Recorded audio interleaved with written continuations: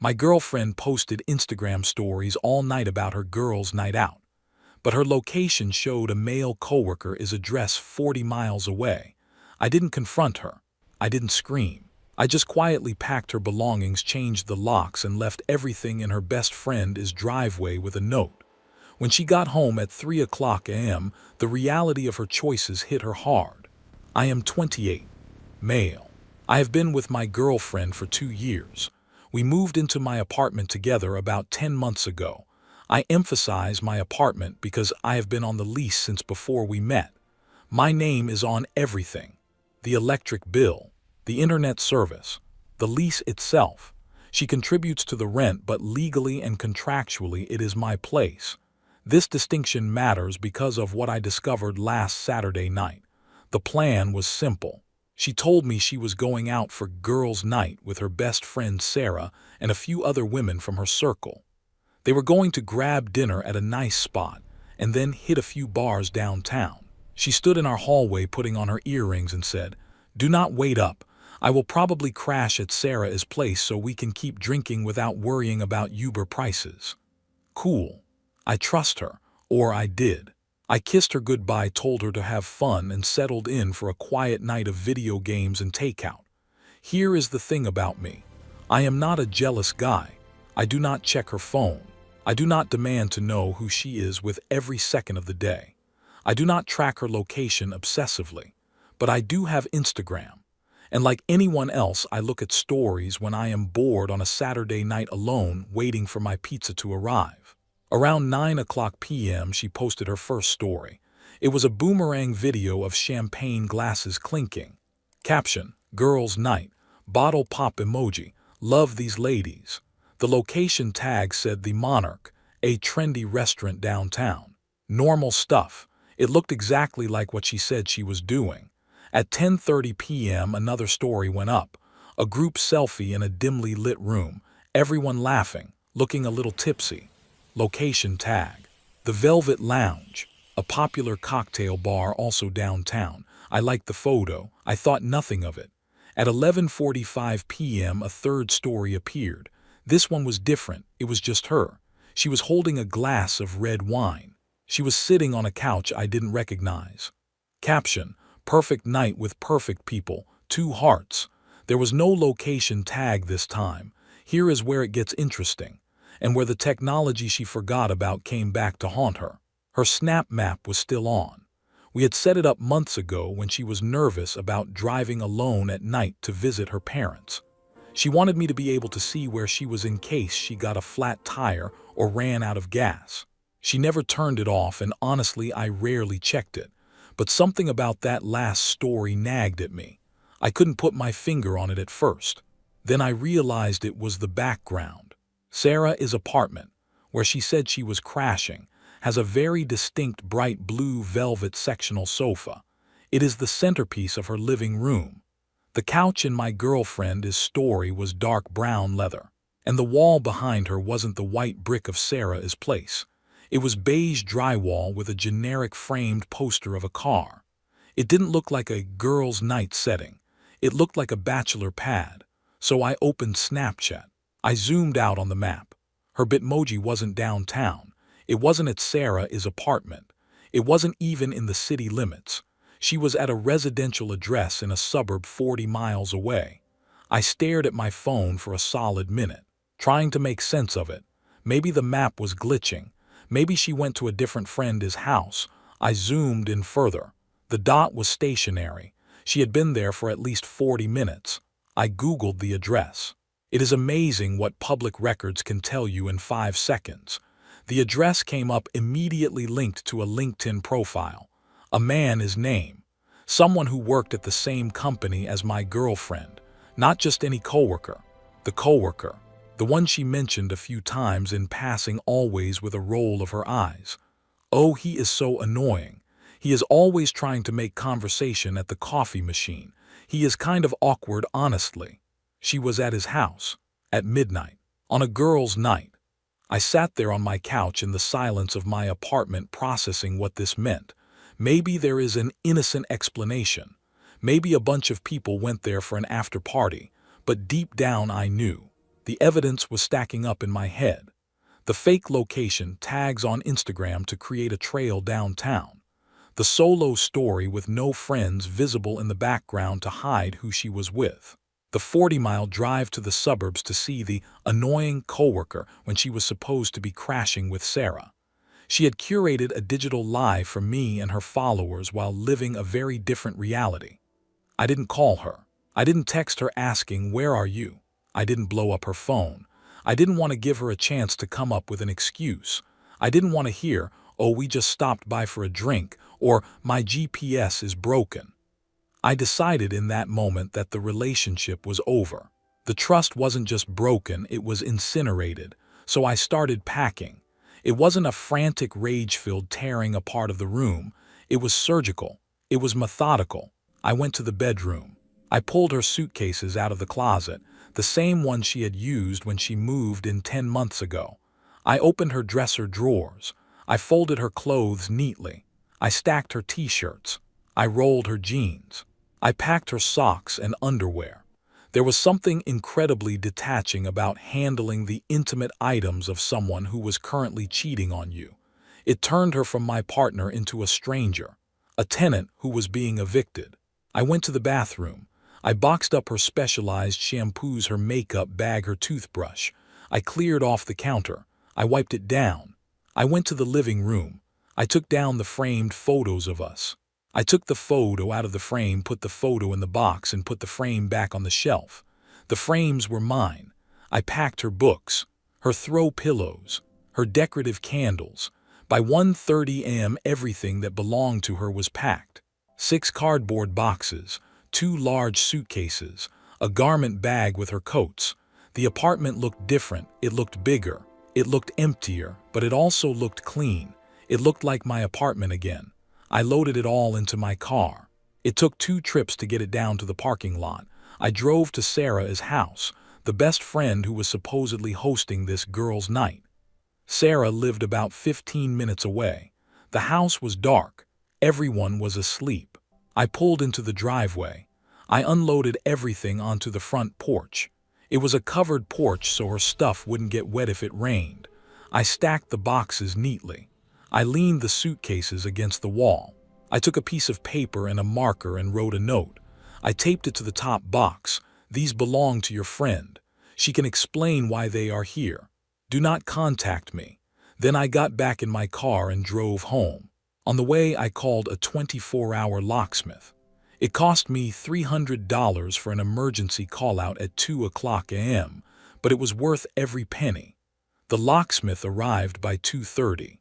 He changed the deadbolt and the handle lock. By 2:45 a.m. I was inside my apartment with a new set of keys. Secure. Alone. I turned off my phone. I didn't want to see the notifications. I went asleep. At 3 a.m., according to the timestamp on my doorbell camera, which I watched the next morning, my girlfriend arrived home. She walked up to the door looking a little stumbling, a little disheveled. She dug her keys out of her purse. She tried the key in the lock. It didn't turn. She frowned.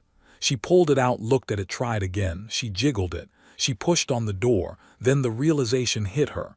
You could see her posture change on the camera. She tried the handle. Locked. She started knocking. Lightly at first, like she didn't want to wake the neighbors. Then harder. Then pounding.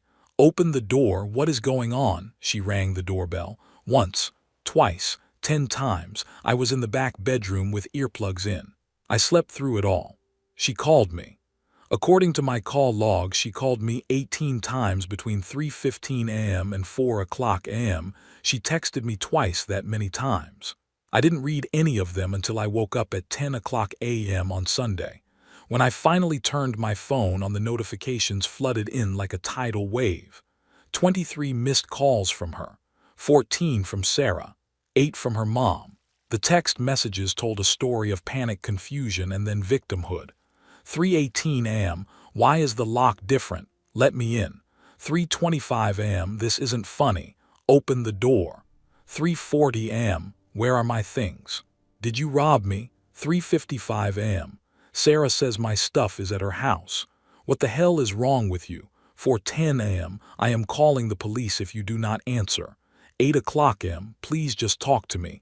I do not understand. She had also posted on Instagram a tearful selfie with the caption, "When you think you know someone." Broken heart emoji, interesting framing. She was already spinning the narrative. I responded to exactly one text from her. Me. Your belongings are at your best friend's house. Your portion of this month is rent will be refunded to your Venmo today. We are done. Then I blocked her number. Update 1. The fallout. 4 days later, the fallout has been substantial. After I blocked her, she went through everyone she could think of to reach me. Her best friend Sarah texted me demanding I explain myself. Her mom left a voicemail calling me cruel and vindictive for throwing her daughter is things on the street like garbage. For the record, I placed her belongings neatly on a covered porch. Nothing was damaged. Nothing was stolen. It was the most considerate way I could think of to remove her from my life without a screaming match at 3 a.m. According to mutual friends who reached out, my ex was telling everyone that I snapped, that I had a mental break, that I threw her out for no reason. She was playing the victim hard. This is called DARVO, deny attack and reverse victim and offender. She cheated, but she is making me the villain for reacting to it. What she wasn't telling people, that she was at another man's house when this happened. I finally responded to Sarah, her best friend. Me, ask her where she actually was Saturday night, because it wasn't with you. That message was read immediately. No response for 2 hours. Then a single text from Sarah. Sarah, she said she left early to help a coworker with something at his house, 40 miles away, until after midnight. During girls' night, while posting fake location tags claiming she was at a cocktail bar. Right. But here is where it gets interesting. 2 days after everything went down, I got a message from an unexpected source. The coworker is girlfriend. I didn't know he had a girlfriend. My ex had described him as awkward, annoying, and single, but no, he has a girlfriend. They have been together for 3 years. They live together. She found me through Instagram. Apparently her boyfriend came home acting weird on Sunday morning. Her, hey, this is awkward, but I need to ask you something. Are you the guy who was dating X's name? Me, I confirmed. Her, were you together on Saturday night? Me, we were together until Saturday night. Yes. Her, she was in my apartment with my boyfriend. I was out of town visiting my sister, and there it was, the final nail in the coffin. She had pieced it together the same way I had. Social media inconsistencies, a boyfriend who couldn't meet her eyes, a gut feeling that something was wrong.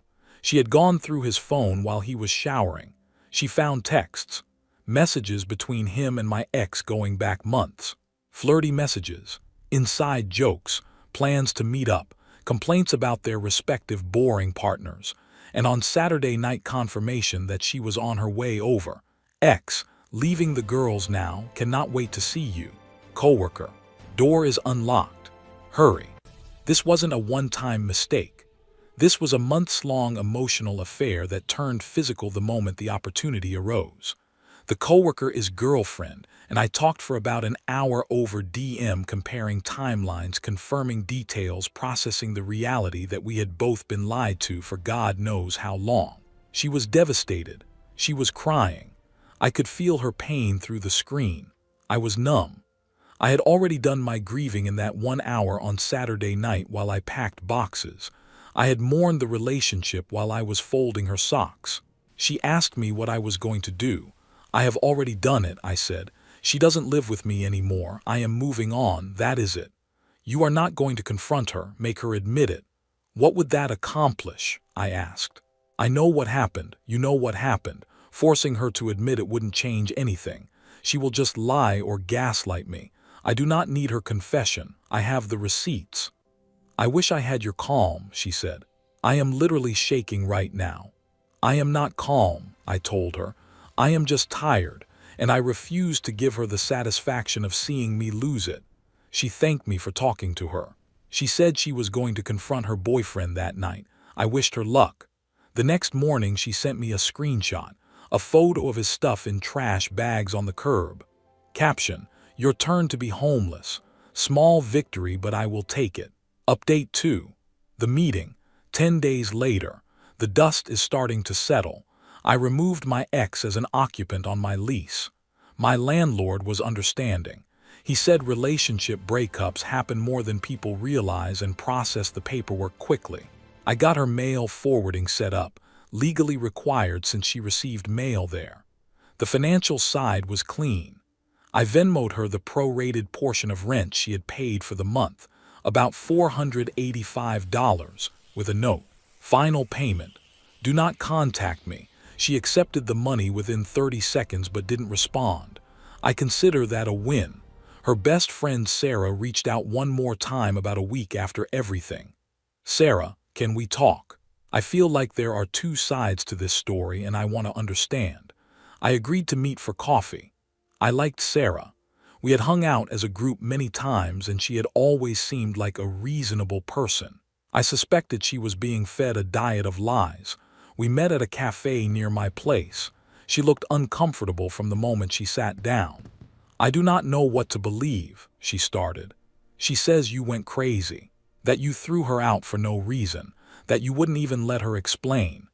Did she tell you where she was Saturday night? I asked. She said she left early to help a coworker. Did she tell you whose coworker? Or why she was 40 miles away? Or why she was posting fake location tags to make it look like she was still downtown with you? Sarah went quiet. She stirred her coffee. I do not have proof of anything physical, I continued. But I have the snap map showing her at his house. I have the fake Instagram stories, and I have confirmation from his girlfriend. His girlfriend? Sarah asked, eyes wide. Yes, he has a girlfriend. They have been messaging for months. She was at their apartment while the girlfriend was out of town. Sarah sat with that for a moment. Her face fell. I feel stupid, she said quietly. I vouched for her. I told you that you were overreacting when you texted me. I had no idea. You didn't know. She lied to both of us. She is still lying, Sarah admitted. She is telling everyone you were controlling and paranoid, that she had to walk on eggshells around you, that this was the final straw in a pattern of abusive behavior. I laughed. I couldn't help it. Me, controlling. I never checked her phone. I never questioned where she was going. I never told her who she could or couldn't see. The one time I actually paid attention to her location because something felt off, I found out she was lying, and somehow I am the controlling one. I know, Sarah said. I told her it didn't add up. What did she say? She said you were good at hiding it, that you made her feel crazy for having concerns. Classic manipulation. I am not going to defend myself to people who have already made up their minds, I said. The people who know me know I am not that person. The people who believe her version. I cannot change their minds, and honestly I do not need to. Sarah nodded slowly. I believe you, for what it is worth. I have seen you two together and you were never anything but supportive. This whole thing just doesn't fit with who I know you to be. Thank you for telling me. We finished our coffee. She apologized for the initial text she had sent defending my ex. I told her not to worry about it. She was being a loyal friend based on incomplete information. That is not a crime. Final update, the aftermath, 3 weeks later. It has been about a month since girls' night. Here is where everything stands. My ex has fully committed to the victim narrative. According to mutual friends who still talk to both of us, she is telling everyone that I was emotionally abusive, that I isolated her from friends, and that throwing her out was the final act of control. She has positioned herself as someone who escaped a toxic relationship. The irony is almost funny. Almost. The coworker is dealing with his own fallout. His girlfriend actually followed through on kicking him out. From what I have heard through the grapevine, he is staying with a buddy and trying to win her back with apologies and promises to change. She is not having it. Good for her. As for whether my ex and the coworker are together now, I genuinely do not know and I genuinely do not care. Their relationship was built on lies and betrayal. If they end up together, they deserve each other. If they do not, that is also fitting. Either way, it is not my problem anymore. What I do know is this. I handled the situation exactly the way I wanted to. I didn't scream.